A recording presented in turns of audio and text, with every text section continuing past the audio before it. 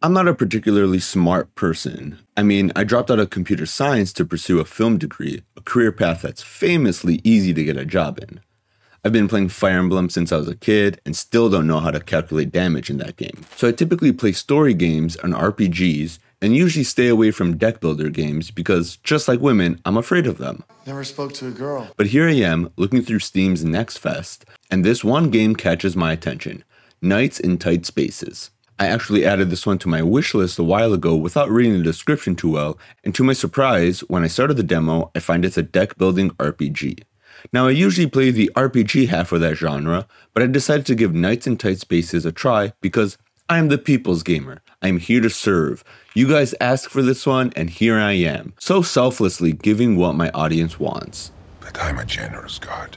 So Knights in Tight Spaces is a deck building roguelite RPG. Every turn, a new selection of cards are shuffled for you, but with the added benefit of being able to move around and control a team of 3. If you played Slay the Spire, this is basically an RPG version of that. You pick your starting class and go through a short campaign where you fight a necromancer and stop him from gaining his power. Developed by accidental BAFTA winners Ground Shatter, who previously developed Fights in Tight Spaces. I have a feeling these might be connected. Knights in Tight Spaces is being published by Raw Fury, a publisher with a massive catalog of games like Star Trucker, Dome Keeper, Moonstone Island, Bad North, Townscaper, and Sable. But looking through their portfolio, Raw Fury has an impressive track record. Back to the game. My first impression is that I really like that they included some story elements to the game. I typically don't enjoy games that don't have any story elements to them. I mean, I play League of Legends for the story. Yeah, the story.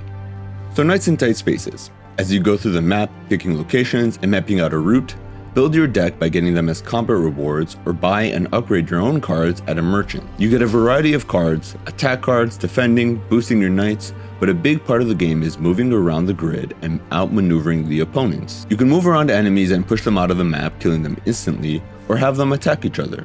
Reminds me of Into the Breach, where both games have you focus on knocking your enemies around, pushing them off the map, or attacking each other. You can also visit the blacksmith and buy gear and equipment for your characters. In my rogue run, I bought a staff that added pushback to all my normal attacks. The demo allows you to pick your main class as either cleric or rogue. The rogue has cards that allow you to attack multiple times, stun, poison, and maneuver around the map with swaps and jump kicks. The cleric attacks with a sword or mace, dealing more power but attacking less than the rogue. Magic cards like Fireball and Healing are able to be used if you are attuned to magic. The cleric was attuned, but the rogue wasn't. You can get cards to attune yourself, but you still have to use 2 cards for essentially 1 move if you are not attuned. So your playstyle and deck is determined by your starting class and the other knights you recruit.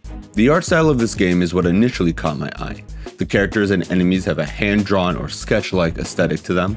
On critical hits, it cuts to an animated sequence of the finishing blow, just like War Tales. This art style is very unique and interesting. It's a great way to set itself apart, especially when the game isn't particularly a unique idea. It's a deck building roguelite, just like Slay the Spire, move and maneuver around enemies, just like Into the Breach. It has elements that other games just do better, but the art style, fantasy setting all play a large part in its overall appeal. To close this off, historically, I'm not drawn to these kind of games. Roguelite deck builders are just not my cup of tea. I made a video about Into the Breach only because it was free on Epic. I kind of get bored of roguelites, and this is my first time playing a deck building game. So I was actually surprised with how much I enjoyed this one. Knights in Tight Spaces is a unique take on the already saturated genre.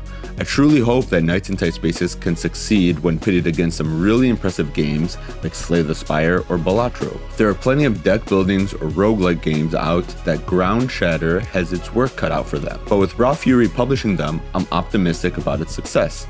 The art style, combat loop, unique mechanics, and developer/publisher track record all help Knights in Tight Spaces stand apart from other games. I definitely recommend keeping Knights in Tight Spaces on your wish list and try the demo out for yourself. Full run took me about 30 minutes, so it really isn't that big of a time commitment, but try it out for yourself. Thanks for watching. Let me know how you think this game will compare to other roguelites or deck builders. I'm really trying to grow this channel, so like, comment, subscribe, all that jazz. Thanks, see you next time.